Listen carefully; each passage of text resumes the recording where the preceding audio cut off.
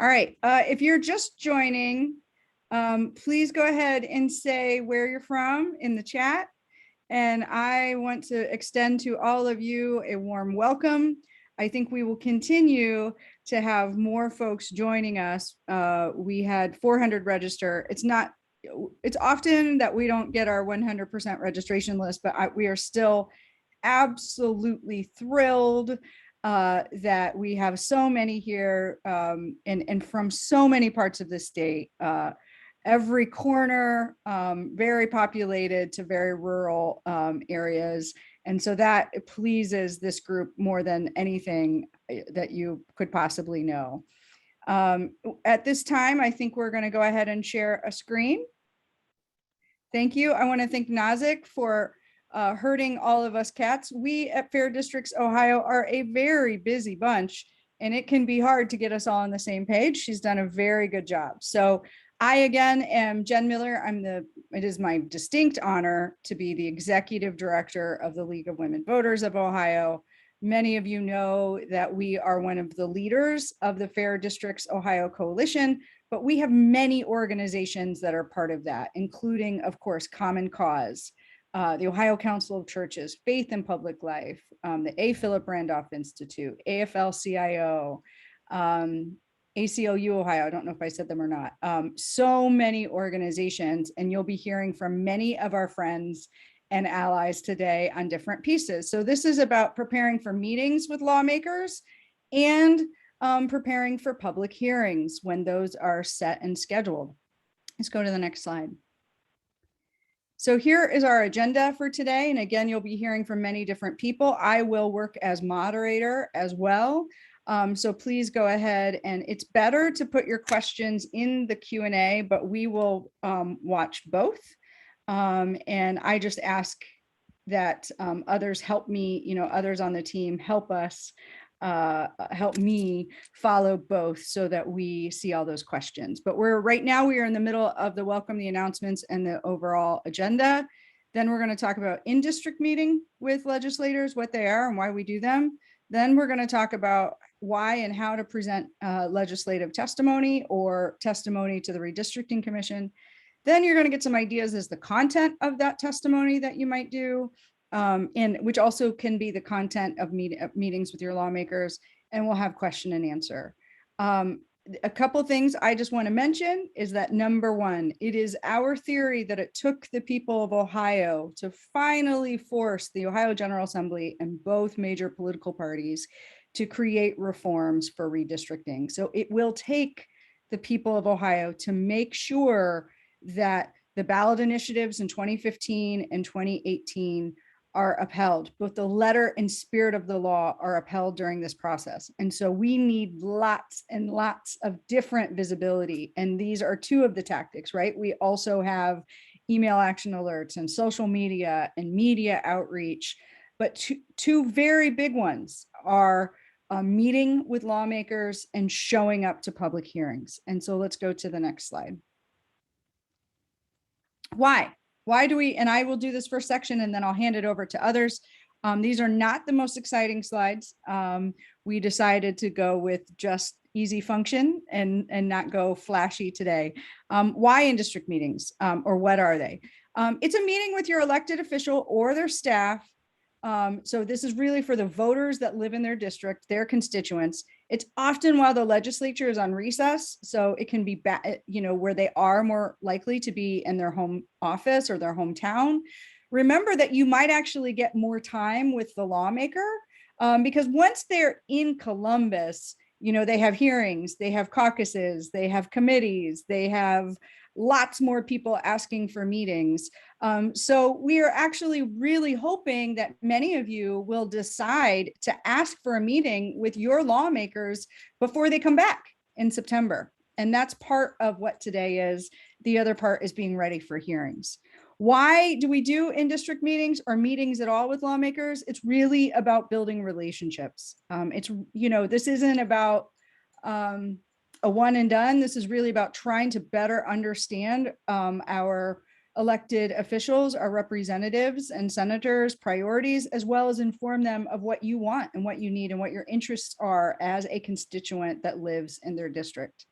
Our goals are very, very simple for fair districts. One is to demonstrate constituent support for ending gerrymandering. And two, to get information about the map making process so that we can work more strategically. You know, the idea here is that it's really, it's good to make sure that you are making the ask and telling them what you want, but it is just as important, if not more important, to be listening and hearing and taking really good notes and getting those to us. So let's keep going. Next slide. Yeah, we will not under any circumstance be talking about talking negatively about any elected officials. The league is fiercely nonpartisan and professional. So while you may be frustrated with your lawmaker, that's something that we ask that you keep to yourself. If you have questions on how to move your lawmaker or how to deal with a difficult lawmaker, we can get to that. But we're going to want to keep our comments professional. All right, so easy steps for meeting with lawmakers. And this is true both for in-district or when they're in Columbus, but what we're really asking for you today is, and it doesn't have to be all coordinated either. You could have, you know, multiple people from Dayton that just their schedules don't align or they're different organizations. It's not a bad thing for lawmakers to hear over and over again that their constituents, their voters want to talk about redistricting. But the first thing you do is you contact the lawmaker's office and you say, hey, I'm a voter in your area, I'm a constituent, and I would like to meet with you. You may want, they may have a office in their hometown, but they might not. So you would still contact the Columbus office. And Colin, maybe you can put in the link, your handy dandy how to do in-district meetings that we will also send to you later. But you may want to have some ideas of places that you could meet, a coffee shop, a library, a church, maybe a partner organization has a space in town, a union hall, places that might work in advance. The next thing we want you to do is prep for your meeting, and Lisa and Nazik will make sure you know how to find materials on the Fair District's website. Again, Colin's handy dandy 2 or 3 pager at this point on the how-to will give you some talking points there. You're going to want to assign roles. You're going to want to have one person that really starts the welcome and maybe is a little bit more of a moderator leader, and at least one note taker. I encourage more than one note taker. I would also say not to have more than, you don't want to just have 1 or 2 individuals, like 3, 2. Well, you don't want to just have one person going in. It's better to have 2 or 3. So you have more ears and more eyes and just more power in numbers. But it gets a little unruly when you get to 7 or 8. So you want to think about how many you have in the room. It is great to invite allies. You know, if you have a business leader who really wants fair maps, or you have a faith leader or a union rep, or maybe a member of the NAACP, it's great to bring those with you. And the last thing I would say as you're prepping is, you know, sometimes schedules get messed up. So make sure a day or 2 before that you call and reconfirm your meeting. During the meeting, thank them for their time, reconfirm again how long they have to meet. Sometimes you might think, or the aide might tell you that they have an hour or half an hour, and really it's only 15 minutes, and you got to be ready to shuffle. Ask questions and take notes. Be polite. We don't call names. We don't say you're going to lose your election, or you'll pay for this at the polls, or you work for me. Those things don't work. They just shut down and stop listening to you. But don't forget to make the ask. And in this case, that ask is to commit to fair maps. We could have a different ask as we get later in the map making process. After the meeting, we suggest writing a handwritten note and thank you note. Thanking them for their time, restating the ask that you want an end to gerrymandering, and include any follow-up items. Remember that you do not have to be an expert. If there's something they ask you and you don't know it, you just say, I'll follow up with you. And then you work with Fair Districts Ohio to get that information and we can follow up. And then, just as important and absolutely timely, please send your notes about what was said, even if a lot wasn't said. But sometimes we might be able to read through the vagary of it to find something, or maybe we'll see some themes that help us think about how to be more strategic in who we should be targeting in terms of lawmakers. So please make sure you send us your notes. All right, next slide, please.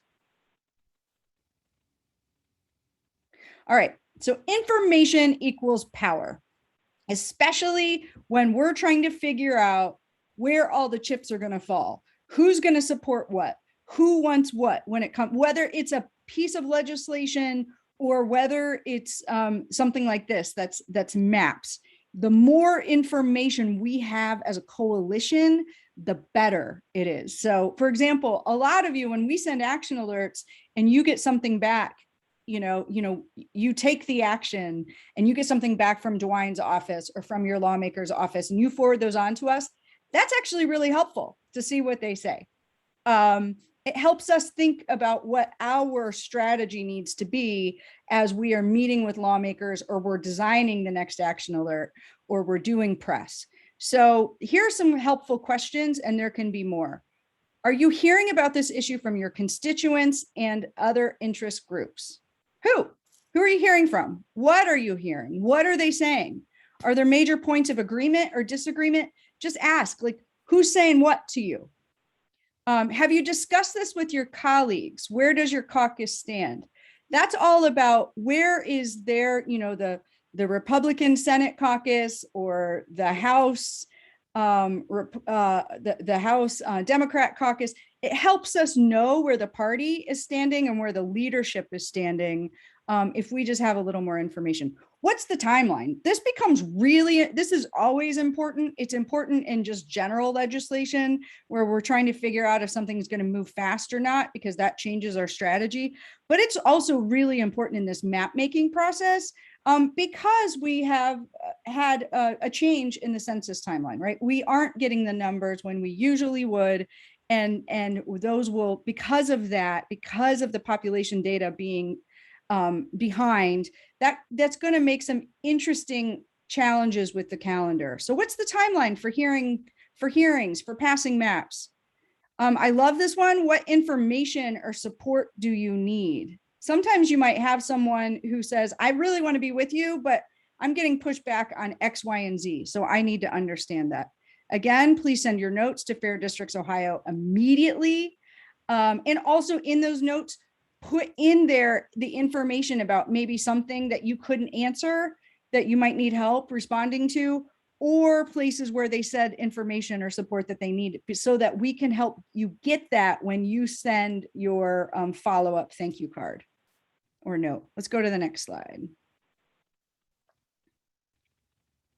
Okay, so do we have any questions so far? How can we find out ahead of time what the lawmakers' voting history has been on Fair Districts? Well, Lawson, here is what's interesting about that. A lot of these lawmakers are new, and the information and the policy itself is different. So I'm not sure how much you're going to get from voting history, but it would be great. I didn't put that in there, and I should have. Do your research. See if, do some research online and see if there's any media stories where your lawmaker has said anything about redistricting. See what committees they're on, because potentially there's a committee that's been talking about redistricting more. But since we only do this every 10 years, it's not like something like automatic voter registration, right? That we've been discussing for a decade, right? It's not like something like that where you can just really see the voting history. Does anyone else have a different suggestion, Matt or Colin? Okay, all right. Let's go ahead and go to the next slide. I wanted to make sure we're clear on one thing. Oh, I do see some questions in the chat. We will get to content later. Will individual legislators have any specific info about the map making process at this point? Yeah, Pam, they might. Here's the thing is that they are having conversations behind closed doors. Hearings haven't started, but I definitely believe the caucuses are talking. And so absolutely they should, they very well could have some information. Deborah Shanklin, we are actually talking about Ohio's congressional map, as well as Ohio's state general assembly map for Senate and House of Reps. Shelley's asking, are we meeting as a rep of the league or as a private citizen? I would say either. You have more freedom if you go as a private citizen. Is there anyone in particular who you should send your notes? Yes, Lisa can put the generic Fair Districts email address on there that many people actually review, and we get to those quickly. Or if you have a contact with someone at League, that would be a fine way as well. We'll get it routed to the right person. And let's see. I think I did most of those. All right. Just to be really clear, we have a couple different kinds of hearings that we could have. The first is from the Redistricting Commission. Let's remember that the Redistricting Commission has their primary role is creating the state general assembly maps. And if the legislature does not come to agreement for the congressional maps, they could play a role there too. If you want just a refresher on the process, Lisa, go ahead and put in the chat where they could find the various materials about the process, including our Redistricting 101 webinar. But the Redistricting Commission is, so it is the governor, as well as Auditor Keith Faber, Secretary of State Frank LaRose, and then 4 legislative appointees. So we will have the Republican House Speaker will have an appointee. The Democratic minority leader in the House will have an appointee, as well as the leading Senate and the leading Republican and Democrat leaders in the Senate. So that's a total of 7. We will find out soon. We think we know, but I'm not going to say who because we're not sure. We haven't confirmed yet, but we will find out who these appointees are. Keep in mind that those 4 legislative appointees are hearing from legislative leadership, and they're hearing from their caucuses. So your outreach to lawmakers matters because they play a role in the congressional maps, but it also matters because they play a role in deciding what these legislative appointees, or can influence what the legislative appointees, how they vote or behave on the Redistricting Commission. Finally, we started asking for hearings. We started asking for the Redistricting Commission to start meeting in April because we felt there was many things to talk about.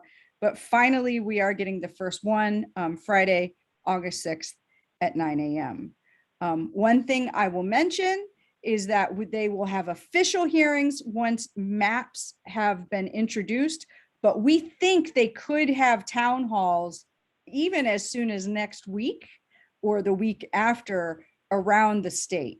And we'll talk about how to navigate those since we won't have the data yet and won't have maps yet, but we'll want to make sure that people are out in force. Right? Why? Again, the main point of getting folks into the hearings, testifying, or if you're not comfortable testifying, but you can want to play moral support for others, that you're wearing a button or having some sort of visibility. It helps them know, again, that Ohio voters continue to support the redistricting reforms and that you all want them to uphold those reforms, both in terms of the letter and spirit of what's written into the Constitution. Next slide, please.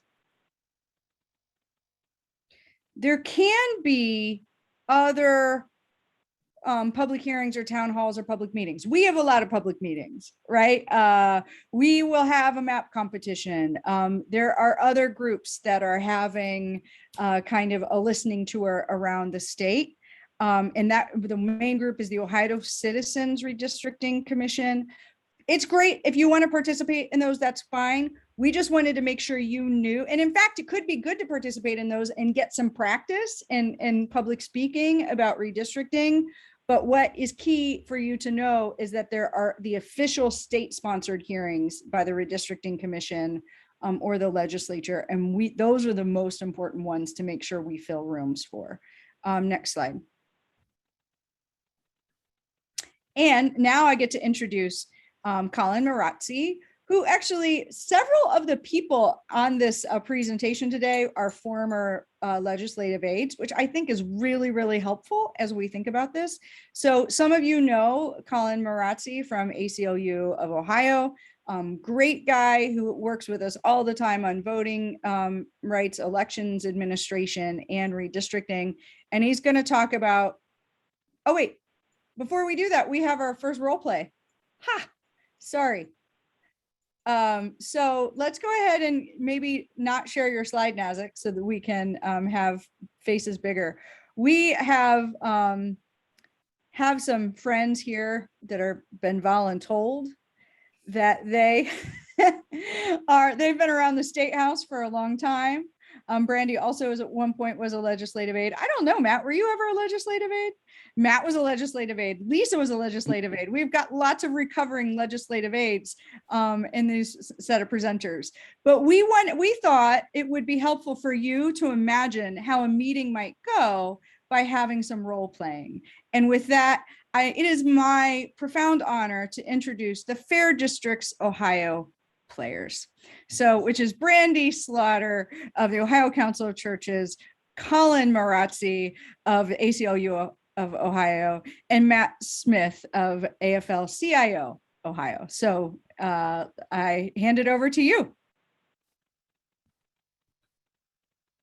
Perfect. I'm going to go visit Representative Smith. So, hi, Representative. How are you? I'm Brandy Slaughter. It's good to see you today.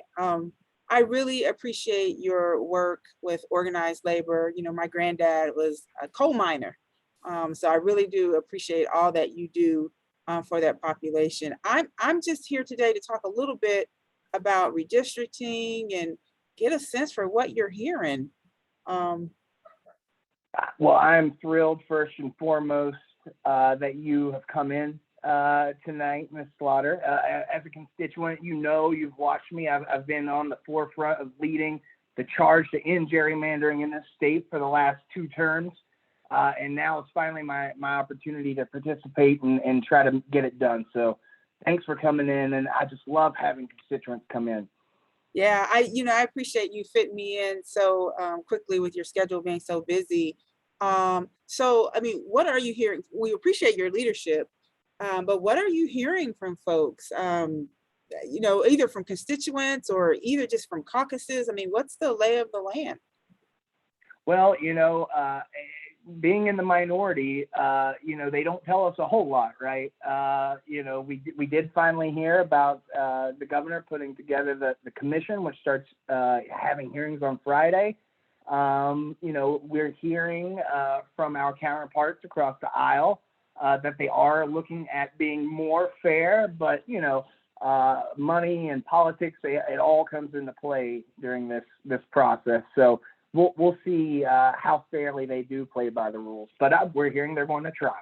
Yeah, well, you know, my interest is always making sure that as many people can participate in this process as possible, participate.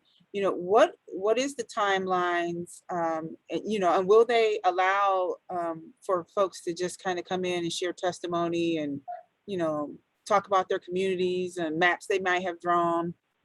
Yeah, no, absolutely. We are hearing that, you know, they're going to give some time, some opportunity for the public to come in and tell us what they're thinking. We believe we're going to be holding town halls across the state over the next couple weeks. And as you know, there's pretty strict timelines in the Constitution now that we're supposed to follow. And with the delay of the data, we'll see if we can meet it, but we're going to try. You know, I mean, that's the big question. What happens if we don't meet it? I mean, I guess that's, you know, more for us out here to kind of think through a little bit. You know, you've been a leader in this space for so long, and we appreciate you. I just wonder if there are certain pressure points, you know, from the ground, any support that I can give you as you kind of lead with this new hearings and, you know, this process as it gears up. Absolutely. Well, once we know who, once we get the appointees of who's going to be on the commission, any organizing that we can do in those districts to make sure those legislators are hearing from people like you that are their constituents, that's the best pressure that we can really mount right now. Yeah, well, you know, the churches are fed up, fired up. We're ready to go. We stand with you, Representative, and I appreciate your time today. And I can tell you labor is also fed up because if we have more fair districts, our issues rise to the top and we can get some really good stuff done for working families in this state. So let's get it done. I'm excited. Me too. Thanks for your time. Thank you.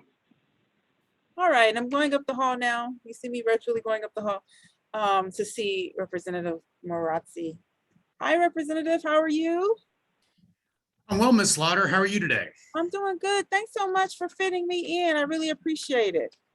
Yeah, absolutely. Now, my aide tells me that you wanted to meet about Ohio's redistricting process. Yes, I want to, you know, just better understand where we are in the process and how churches across Ohio can get involved and share their thoughts about these districts.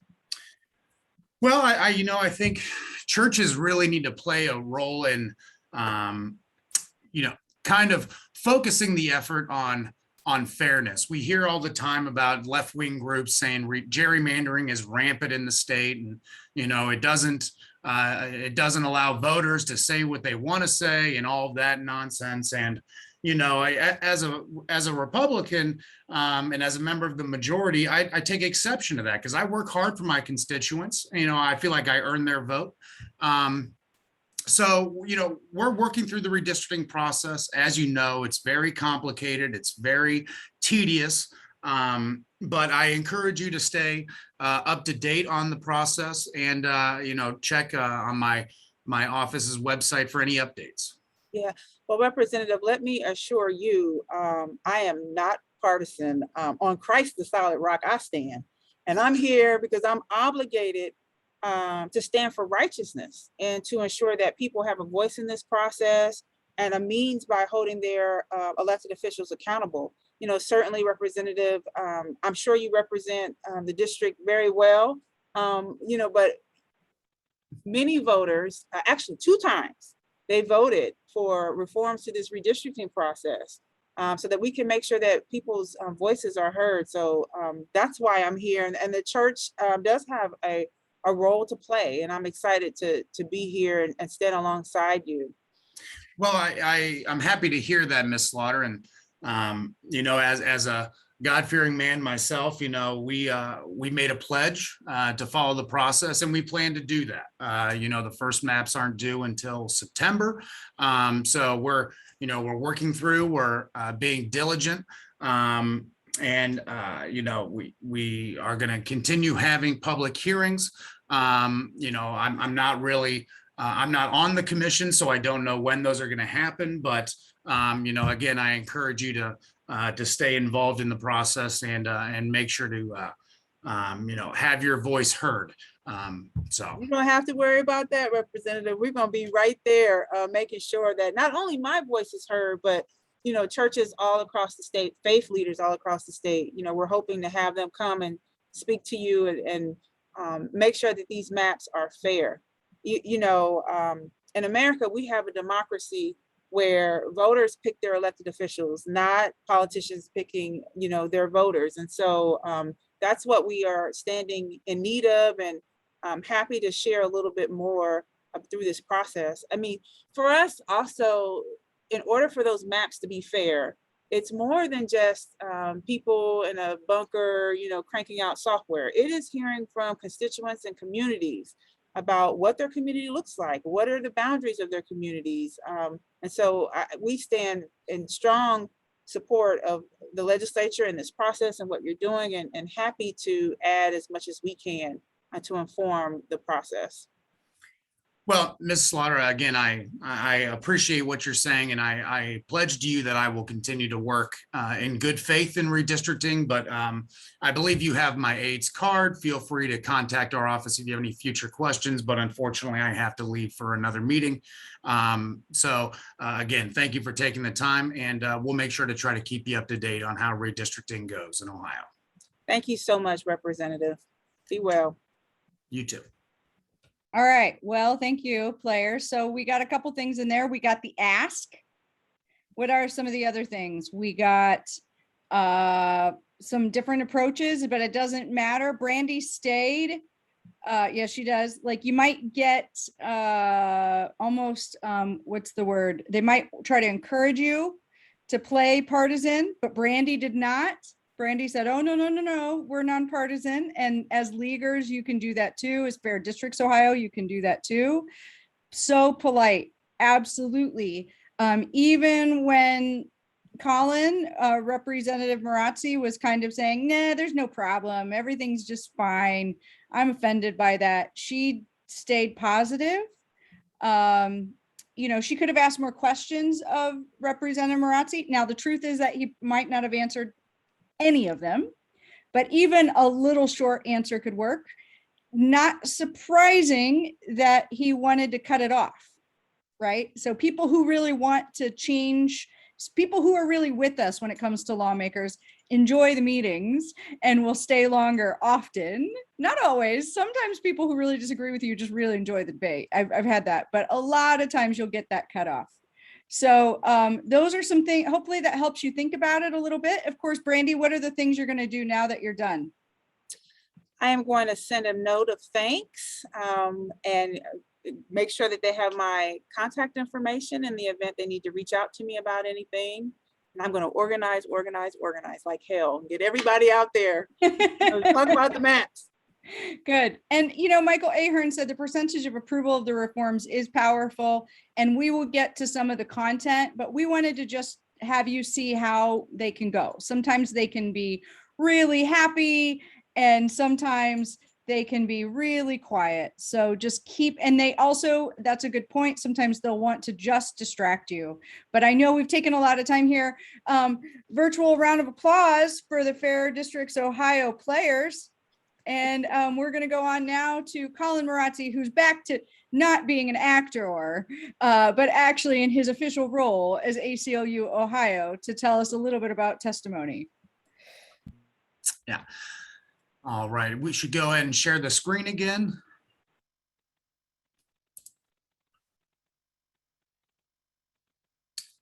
Perfect. Yes. So like Jen said, my name is Colin Marazzi. I'm with the ACLU of Ohio, and this is going to be a how and why brief synopsis of submitting testimony. So can we go to the next slide? Thank you. So this is the official notice. The time has finally come. The Ohio Redistricting Commission is set to meet this Friday at 9 a.m., which will be the first of many public hearings that we want to show up and show out for. And why is that? It's because the people power that rose up in 2015 to actually deliver this constitutional amendment needs to be followed up with in 2021 to actually get the job done. You know, we're in a great position now to have our voices heard in this process, but it's going to take us to actually be present, be in the room, be submitting testimony and sharing our stories. That's going to be a common theme, sharing our stories as to why fair districts are so important to us and how gerrymandering has affected our lives. So next slide, please. Here is just going to be some quick and easy reminders and things to think about as you are working through the testimony process. First of all, writing your testimony. Very simple. It should follow a pretty common theme. You want to say who you are, where you're from, how gerrymandering affects you, and why Ohio needs fair districts. And the most important thing is you want to be authentic in your testimony. You know, you want to tell your story because that's why you're there. you want to focus on how your community has been affected and how your lives and your community's lives, your school district's lives could be better if there was better representation, fairer representation in our legislature. A quick reminder for individuals who are actually going to be going into these commission meetings to provide testimony in person. We want to keep those testimonies to about 1 page. One, because we want to keep, we want to be concise in our testimony and our arguments, but we also want to preserve time for others. We want to get as many people in front of the commission as possible to share their story and to tell them why fair districts are so important.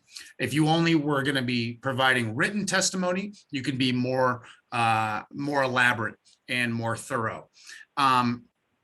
The process for submitting testimony for the official commission meetings, we don't quite know yet how that's going to operate. We will hopefully be learning that on Friday when the commission meets and they organize themselves and they tell that information to the public. But as a general rule of thumb, we want to have testimony done as early as possible because you are required to submit your testimony up to 24 hours in advance of a commission meeting.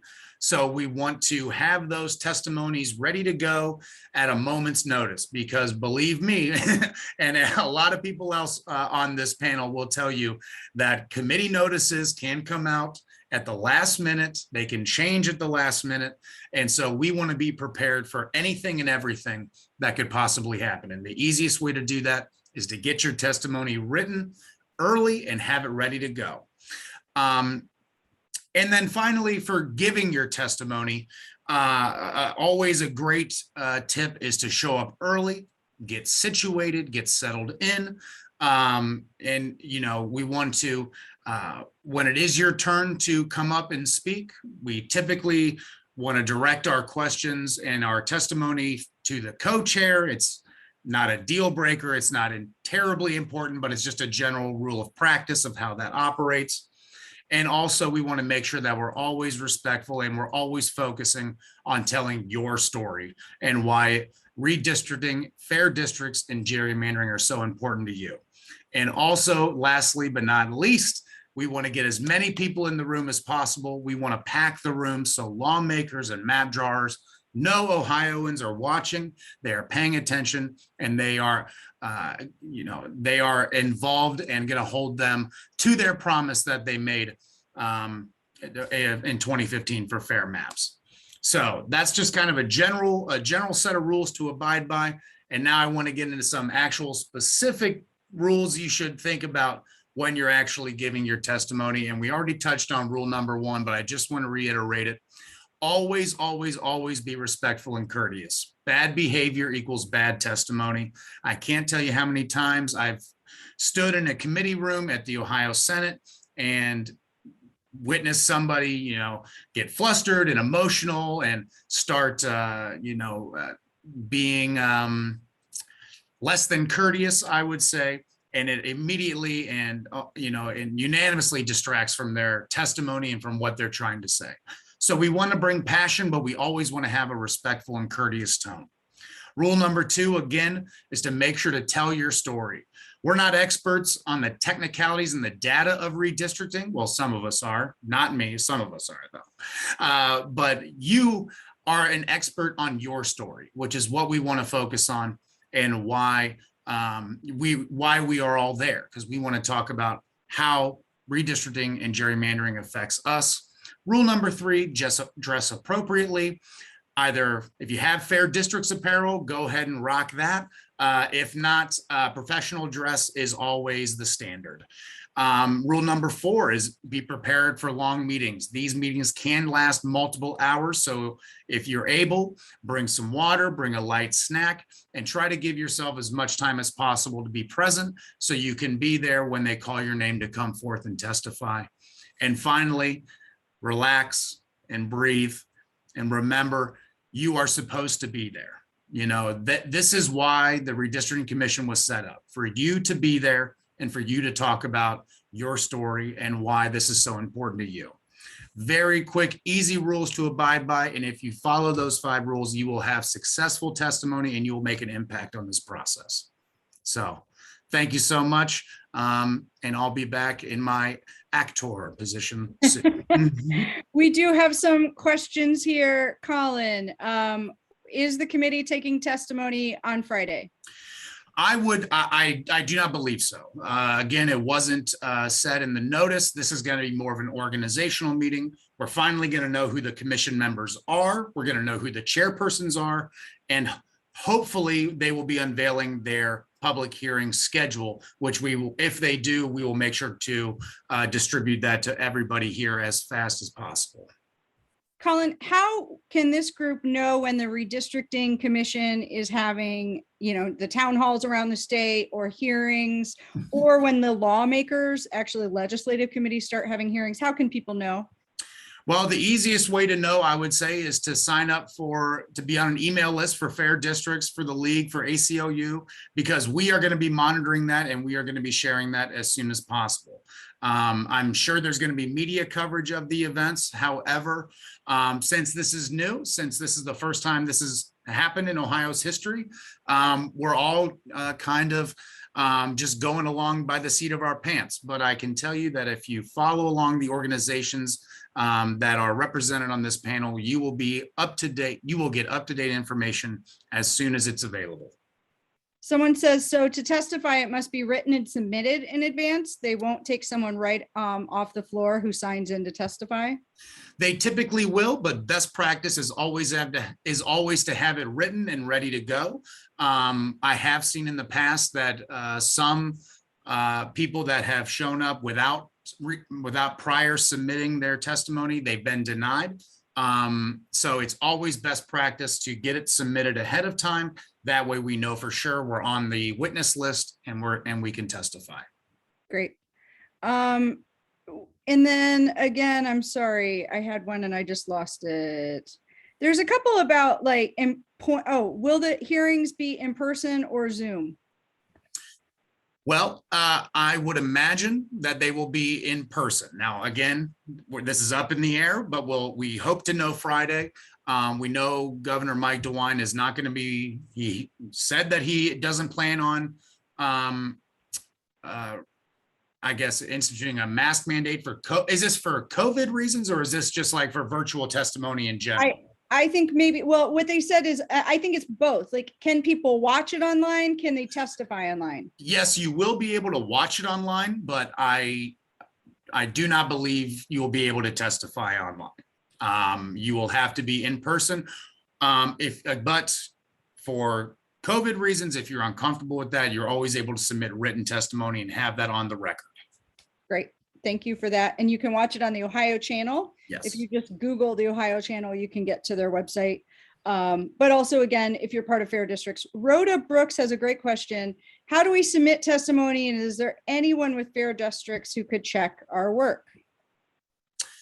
So we will be submitting testimony through a government body, whether that's through the Legislative Service Commission, which is more of a technical agency that handles this sort of thing, or if we submit it directly to the commission. That will be spelled out in the beginning of these commission meetings. That is something that we hope to learn on Friday. But at this point, again, since it's we don't really know what's going to be on the agenda on Friday, we are just going to be waiting. But again, we will make sure that you are informed as soon as we are as to the actual logistics of submitting testimony. As far as, kind of checking these testimonies, I know for a fact I would be more than happy to take a look at it. But I think just to keep things simple, we should send our testimony to the general Fair Districts email address, and we can look it over and we can offer suggestions or edits or anything like that if you'd like. Great. Okay, so keep in mind, so you want to be a member of League, you want to be on the email list of all of our different groups, you want to follow us on social media, and because we will send out, when we find out that there's a hearing, we will send out the instructions, where it is, when it is, how you need to submit testimony, if there's a witness slip, talking points. We will give you everything. We just didn't want to wait until we had hearings to have some sort of training. Will they have separate hearings for state and federal maps, or will they consolidate them, Colin? They will be having separate meetings. The maps for Congress, those meetings will be happening later in September. The meetings that are happening right now, those are going to be focused on state legislative maps. Great.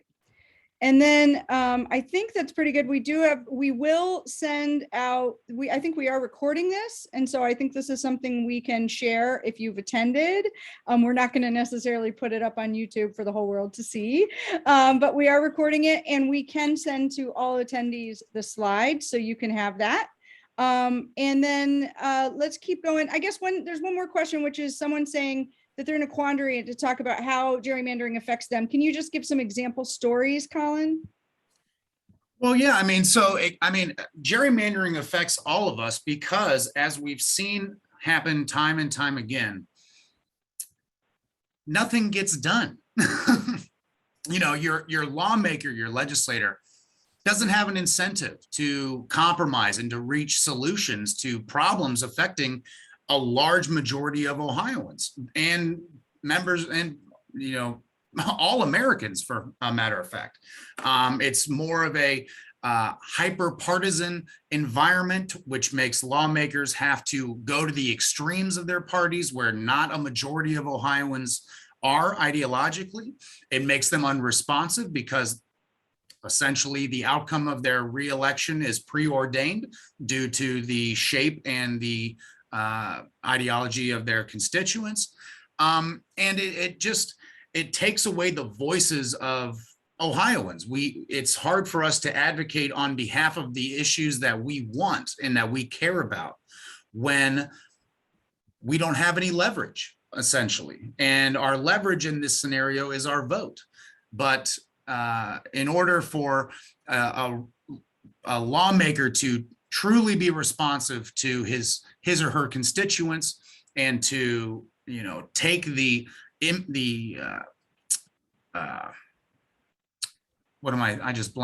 the advice or listen to the issues that their constituents bring, there has to be an incentive for them, and the incentive for them is to win re-election. And in current gerrymandered Ohio, the only competitive election is a primary. So that's the issue. And that's why this is so important, because we want responsive. We want,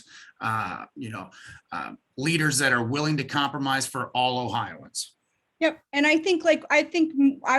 we'll get more to content, but I think some of the things could be, hey, when COVID hit, my part of the state doesn't have any internet at all, but I'm represented by someone who lives in Columbus who doesn't understand my needs. I think those could be really good examples. Or, the major employer in my county is farming, but that's something that my lawmaker doesn't understand because the major employer is manufacturing. There's those kinds of things that can maybe help. But I think this is really, really good. And with that, one more thing, there's been questions about, we do think that it will be lawmakers. You are correct, Joan Lawrence, that it could have just been representative, like whoever that the leaders picked, but we are expecting it to be lawmakers. You are correct, though, that they could surprise us and pick a non-lawmaker for those legislative appointee seats. Let's go ahead and bring back up. So let's get rid of the slides here and have the curtain. I really wish we had curtains that we could open, because once again, we have the Fair Districts Ohio players. And we're going to do some role playing when it comes, or we're supposed to do role playing now. Well, we'll just do it now anyway. Go ahead. I was going to say, I think it's after. Sorry. But I think it'll be okay. Well, let's go ahead and do just kind of, because this is more of the how to, and then we can do something on content, because lots of people are going to continue to have content questions. So I once again introduce to you Brandy Slaughter, Colin Marazzi, and Matt Smith. Perfect. Just for your knowledge, I am going to testify before the commission. So, good afternoon. Oh, go ahead, Colin. Were you gonna? Well, I was just On going the to give floor. the speech. Next on our list to offer testimony is Brandy Slaughter of the Ohio Council of Churches. Ms. Slaughter, please begin when you're ready. Thank you, Chairman Marazzi and Co-Chairman Smith and members of the Redistricting Commission. I am Brandy Slaughter and I represent one of the oldest state ecumenical councils in the country, the Ohio Council of Churches, as its policies director. The Ohio Council of Churches is a partnership of 17 Christian denominations and 23 different organizational configurations throughout the state of Ohio. With over 100 years of service, the Ohio Council of Churches represents the largest and most diverse group of Christians in Ohio. Thank you for the opportunity to testify before you today. I stand before you today as an interested party, a party interested in fairness and honoring the human dignity of every Ohioan. Gerrymandering demoralizes, disenfranchises, and contributes to hyperpolarization and voter apathy. When I worked as a staffer in the Senate, people used to work across the aisle and compromise for the good of all Ohioans. With rigged maps, that simply just isn't the case anymore. As an ordained elder in the Lord's church, I am obligated to lift up my moral authority and demand maps created and crafted with public input, which ensure that the power of the electorate is not diluted and that elections are competitive. By that, I mean maps that are not slanted to favor any political party. I stand in the gap to lift up the most vulnerable, the marginalized Black and brown people from across the state. And I ask you to set aside politics and think of the people and their ideas of community as you consider these maps. I welcome any questions you may have. Well, thank you for your testimony, Ms. Slaughter. Before I open up questions to the commission, I'd like to start with one of my own. In your testimony, when you say maps that aren't slanted in favor of any political party, it sounds like you're kind of asking us to predict the future and determine what voters will do in the future. How can we be expected to accurately predict that? Mr. Chairman, I know you to be a man of faith, and there's a scripture in the Bible that says, we know not the day or the hour. I'm not asking you to predict the future. No one knows the future, but I am asking you to remember the voters who have voted against gerrymandering 2 times. Consider their input because your constituents are watching and they're paying attention. Thank you, Ms. Slaughter. Members of the commission, any questions? Mr. Chairman, a point of personal privilege here. Can I just say, Ms. Slaughter is a constituent of mine, and how just thrilled I am when a constituent of mine makes the long drive down here to Columbus to make his or her voice heard. And I just really appreciate Ms. Slaughter's time. She's been sitting in this hearing all day. We've been here for 3 hours already. And Ms. Slaughter, I just want to thank you so much for coming down, and I'll see you in church on Sunday. Awesome. Thank you, Representative. It's just a pleasure to be here. And thank you for your leadership. All right, good job. That was funny. Matt, I mean, really, seriously, I think you do have, I mean, if this union thing doesn't work out for you, I think you have another job that you could do. Very good at your acting. And Colin, I see your future. It wouldn't surprise me if at some point you were a lawmaker. So, okay, let's, any thoughts here? We did have a good comeback. I think it's always good to go back to, you're going to get hard questions. And so what's one of the things we do? We pivot to some of the things that we know are the strongest. And here's the other thing that's great about it. Remember that you don't have to be the expert. We're sitting there, we're in the room, or we're watching by Zoom, and we're listening, and then we're figuring out how we will respond in our own testimony or in the media or in action alerts to set the record straight or to clarify something that might need to be clarified. Any other comments?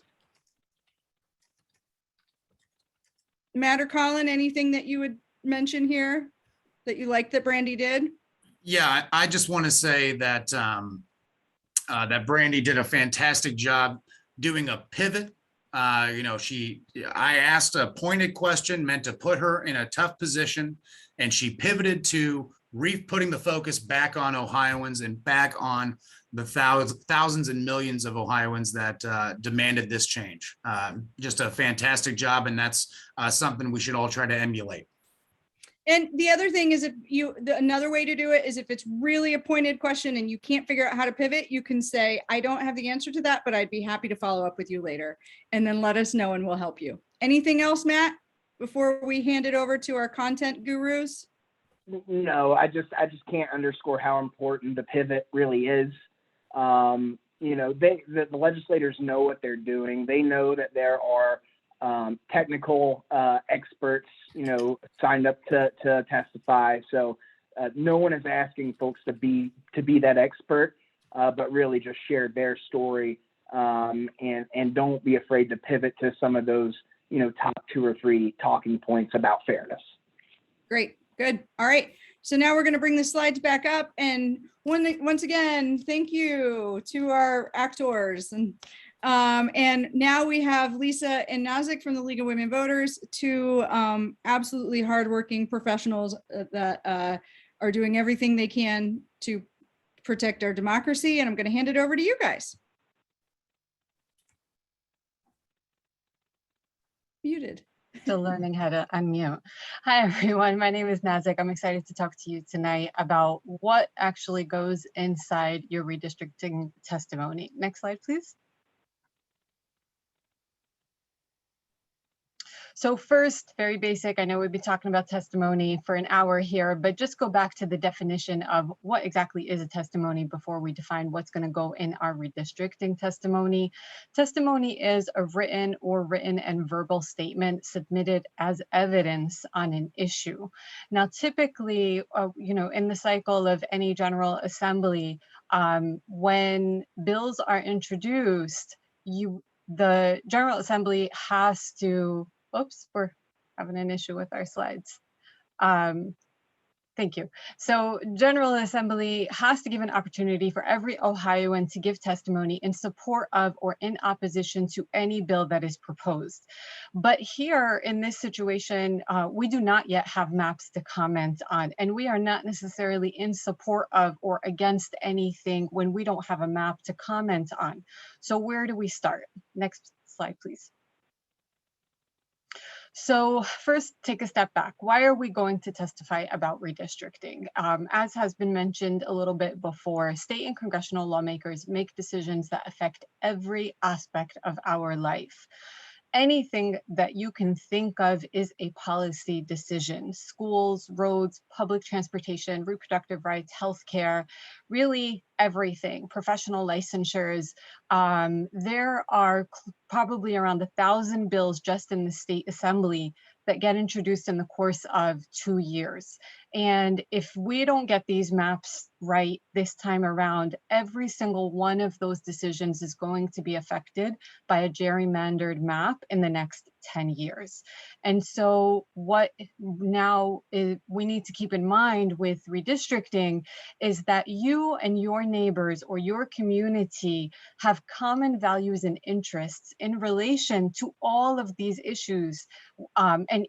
We have different kinds of communities that we are a part of, but you are the person that gets to decide who is your community, because when you have a group of people that you have common values and common interests with them, you then are what we call a community of interest. Next slide, please.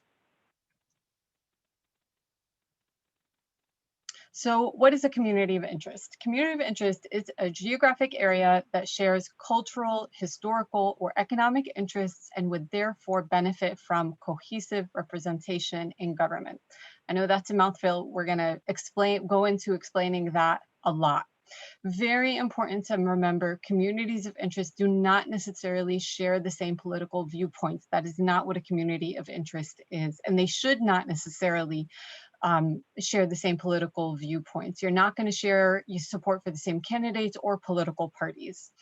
But when redistricting lines are redrawn, they have to be redrawn so that communities of interest are preserved to the greatest degree possible so that people in those communities can effectively organize and advocate for their interests. Next slide, please.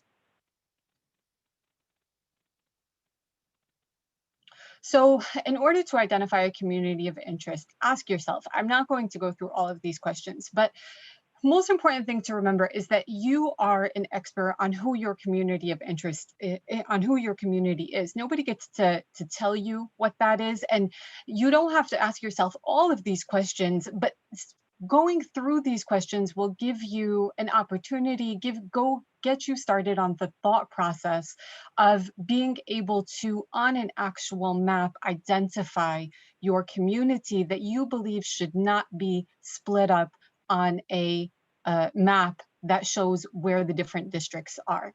So you start out by thinking about, where do I live? What is really important to be included in my community when I think about who represents me and that I should be able to organize with these people. So a very simple one, for example, is a school. I, for example, happen to live in an area where I live in Dublin, Ohio. Many of the people that live in Dublin, Ohio, where they live and their high school is in two different state senate districts and congressional districts. And that doesn't make any sense. If those people need to be able to organize on something, then all the people that live in a certain school district, at least, should be in one state senate district, state rep district, and congressional district, because that's a particularly small area that shouldn't be split up. Other questions that you can ask yourself, the things that are most basic in your life. Where do I shop for groceries? What is the nearest hospital to me? Is there a body of water near me that is particularly consequential, like that it serves as drinking water for my community? What are the community spaces that are important to me? Libraries, museums. Only you can answer those questions for you. Is there a place of worship that is very important to you and that you feel is a part of your community? If you ride public transit, that's a particularly important point for people that public transit is a part of their life. Next slide, please. So a few specific examples of communities of interest to make this a little bit more real for everybody. If you can, yep, there, thank you. So communities that share the same environmental concerns, what exactly does this look like? If you, for example, your community has a shared source of drinking water, or you are affected by a particular source of industrial pollution, that's going to be important to one day maybe lobby your legislator about certain things that you want to happen or do not want to happen.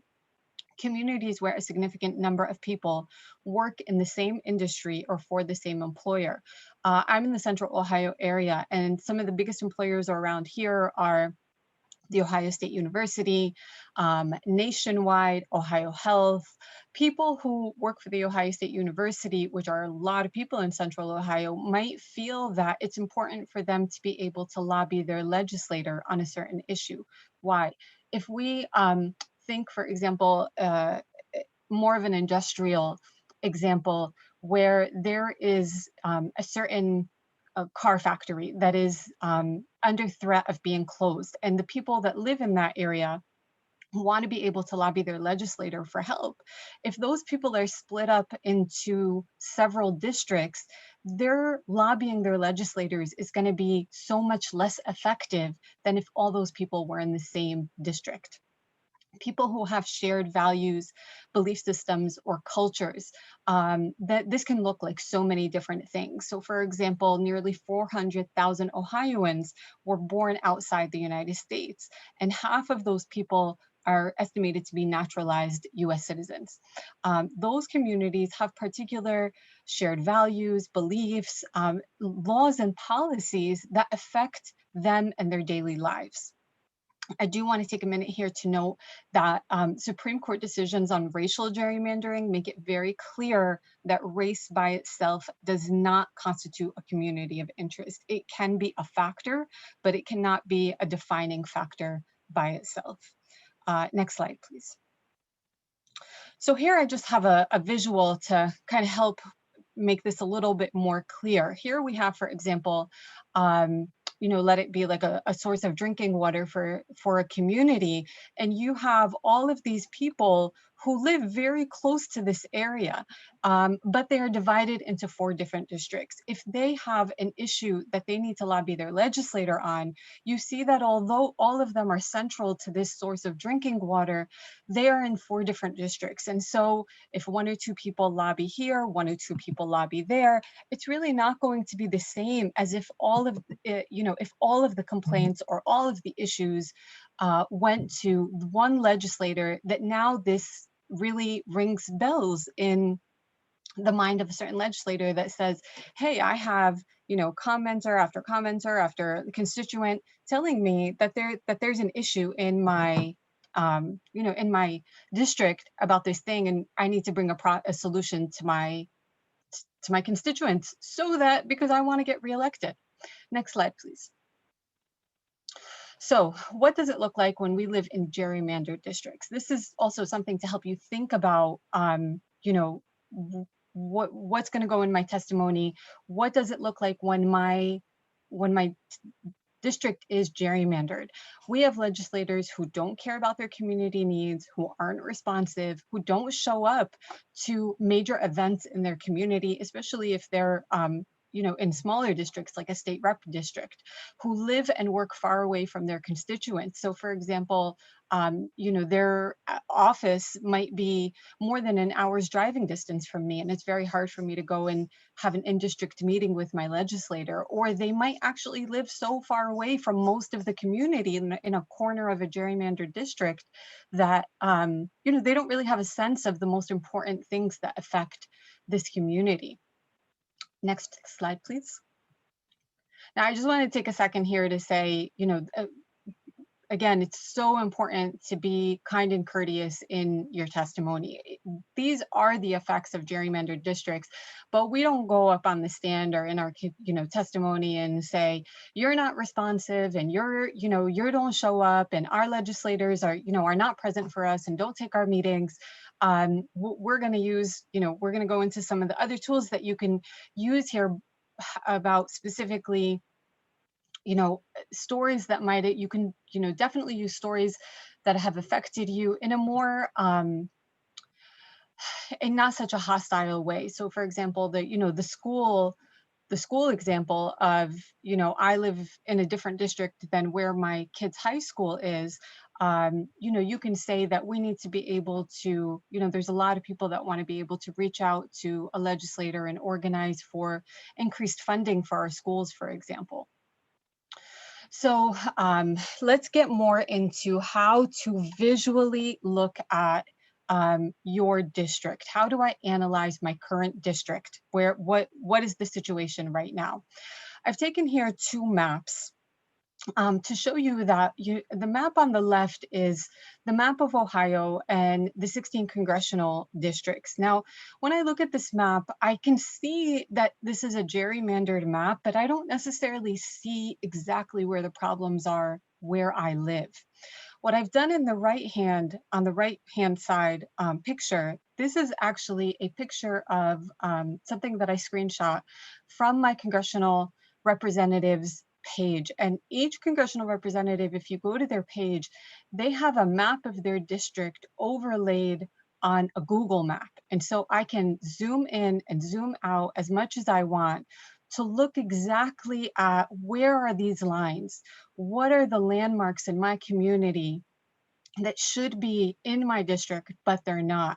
What ways is this map drawn that just doesn't make any sense, for example, that it could be drawn, right through somebody's property, right through the middle of a park, and all different kinds of examples. So one thing you can do to really analyze your district to see, does it currently make sense, is to go to the page of your congressional representative, and you will see a Google map like this with an overlay of the actual district.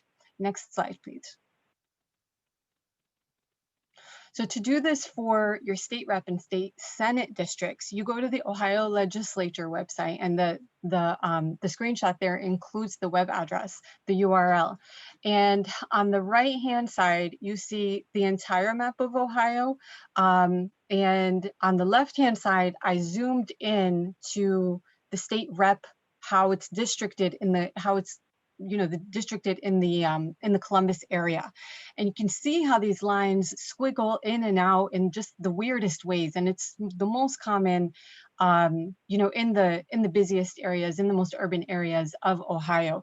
And I can zoom in as much as I want here to see exactly where are the lines drawn of the state Senate and the state rep districts on this page. Next slide, please. So what do I do about this? There are free mapping programs online, and there actually, there are some great ones that are easy to use, that are fun. I have included the links here for a few of them. I am going to take a few minutes by ending off here and showing you how to use Representable. It's the one on the bottom. Nazik, we have other programs that we will do to show to you. So I don't think we need to take the time today. Oh, okay. So we will cut that part out then. But so here's a couple good things though. Here's a great thing. Let's talk about communities of interest. So first off, you don't even have to know the software, because we have people who are trained to come and do community mapping with you and can help you do community mapping. So I don't know what's going on, Lisa. Sorry. You can go to the next slide. But if you want to use one of these, you might want to use it for the competition. We will be having some conversations about these for the competition as well. So thank you, Nazik, for that. But I do have some questions. One person said, you can go to the next slide, whatever it is, it's fine, Lisa. Someone is this is a great one because it's talking about communities of interest.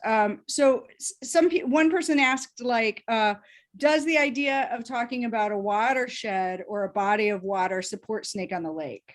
And I would say no, because the Lake Erie is way larger than one congressional district. She's talking about smaller watersheds or smaller drinking water sources.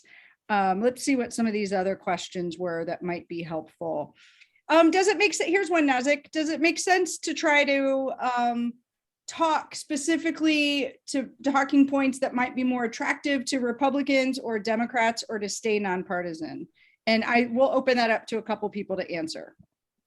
Yeah, so I mean, we always at the League are 100% strictly nonpartisan. Don't forget that you are talking to a panel of people that are both Republicans and Democrats, and that it is the Republicans who have more power, but you want to be able to appeal to everybody on that panel.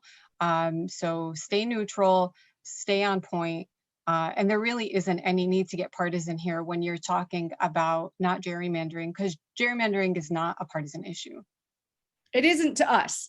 But on the other hand, I would say, so first off, if you're representing your local league or the League of Women Voters of Ohio, under no circumstance can you get partisan on that. And that's probably true for a lot of our other organizations. There might be times though, where Colin, you were talking about telling an authentic story, where maybe it makes sense to be lean, like actually just own your story. So would you want to jump in? Yeah, absolutely. Yeah. And, what I meant by own your story, the best example that comes to mind is if you're from Cincinnati. We know the city of Cincinnati is a predominantly Democratic area, and they have virtually no voice in Congress. Now, I know we're talking state legislative maps here, and you can find examples for state legislative maps as well, but just to illustrate the point, Cincinnati is Ohio's third largest metropolitan area, and it doesn't have a voice in Congress because it's been fractured in half into both the first and second congressional districts. That's not good for Ohio if Cincinnati does not have a voice in Congress. And fair districts and maintaining and incorporating communities of interest is critical to having fair districts. It allows people to advocate for themselves. And if your story is, you don't have a responsive congressperson or state lawmaker because you're sliced and diced, in a district that, is heavily slanted to one party, own that. I mean, that's your story. And we always want you to be true to your story. But there's no, I would ward against making it political for political sake. You should be the focus of that story, not the politics. So yeah, most of you are going to be testifying as your own individual. And so you can make the decision on what you think is the strongest. Keep in mind that there are more Republicans that have votes than Democrats in both the Redistricting Commission and in the legislature. So if you lean really hard D, that might not help you. So on the other hand, maybe you are a conservative and you really want to talk through that. Okay, so there is questions about how can we find historical data on what the district bounties were 10 or 20 years ago? That's a really great one. Colin, do you have an answer to that? Well, unfortunately, I don't have an easy answer to that, but the Secretary of State's office does keep a record of former congressional districts, and you can honestly find them online with a little bit of digging through, you know, some kind of more nuanced Google searches. You know, obviously, I don't like to trust Wikipedia, but they have a lot of, you know, historical maps that you can go through and check out.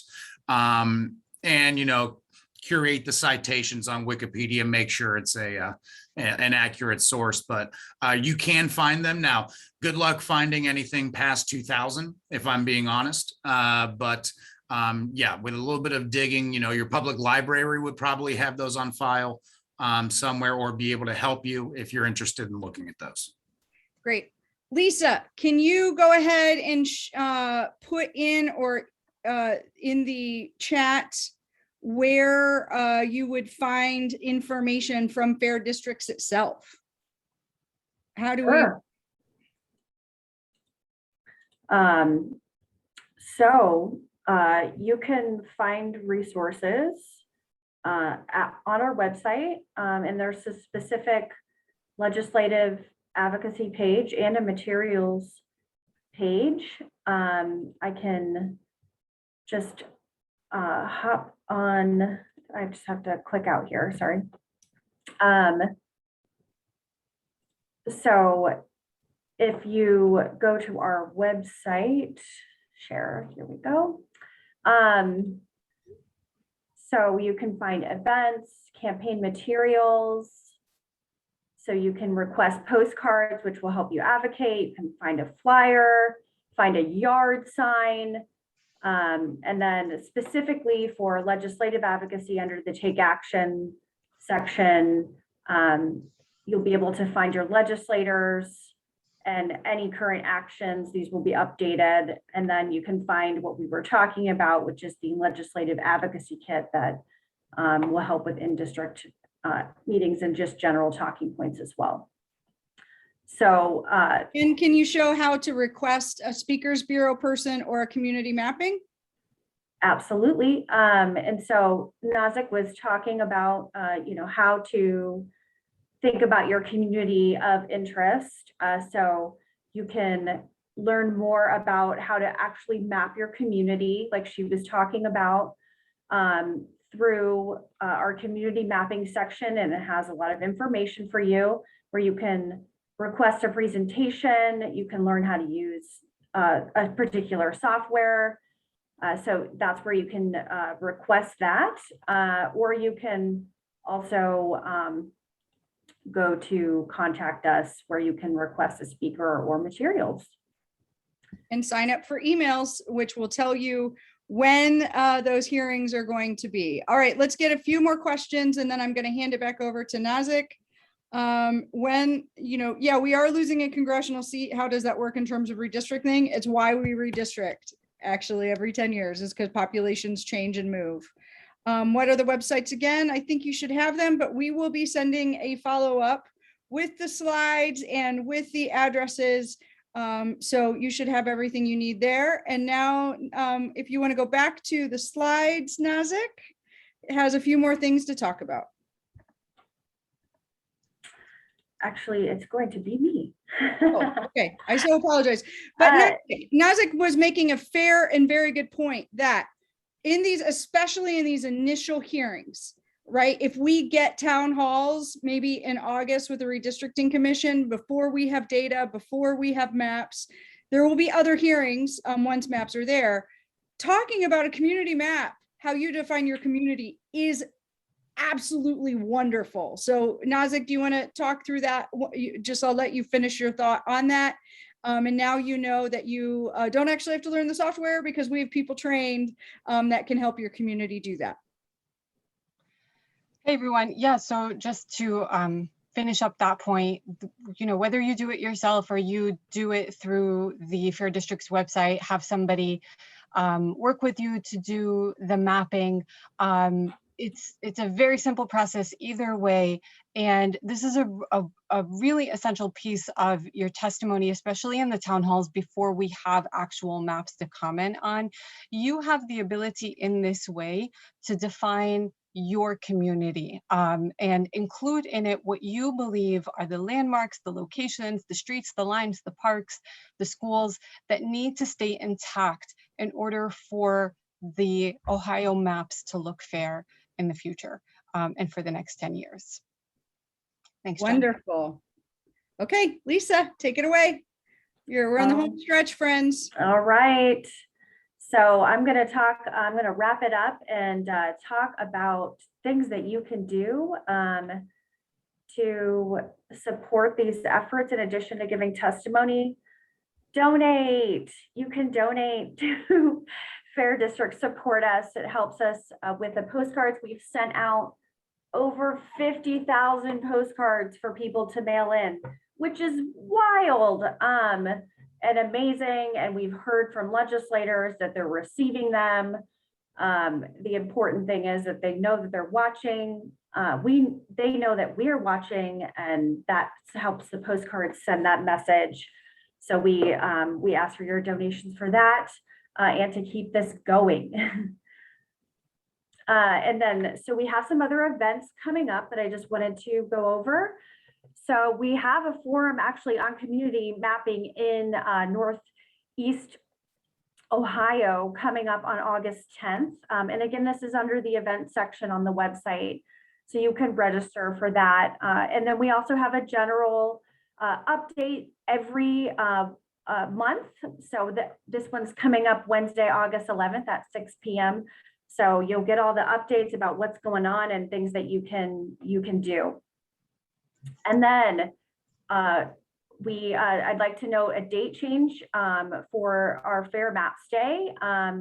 So it's Wednesday, September 21st at the Ohio State House. We'll get the registration link up and coming soon once we finalize more details. Jen, did you have something you wanted to add? No. Okay, just making sure. But I wanted to let people know of the date change and that it is September 21st. So thank you very much for attending tonight's training. Yes, this is recorded. We will send out more information. Sign up for emails. Stay tuned. We will keep the website as up to date as possible with all the information and send out emails as much as we can. We're about 2 minutes to 8:30. So thank you all for sticking with us. Lisa, we have one more question. Well, one more that we're going to take today, which is that if your group has already done a community map with Trevor or one of our volunteers, you can just email whoever that was that you worked with to do your community map, and they can help make sure you have that for the testimony. We're not going to get in today about if we think it'll be 4-year maps instead of 10-year maps, John Gray. Our goal is just to get as many people as possible out so we get the best maps that we can. And with that, I want to just thank Nazik. You were wonderful. Lisa, incredible. Colin, Matt Smith, Brandy was absolutely wonderful. Thank you to all you for taking all the time to hang out with us. You know, we at one point had 200 people, which means if everyone here took 2 people, that's 400 people to a hearing. If y'all took 5 people, that's 1,000 people to a hearing. We have people power here. And so thank you so much, everyone. We'll talk soon.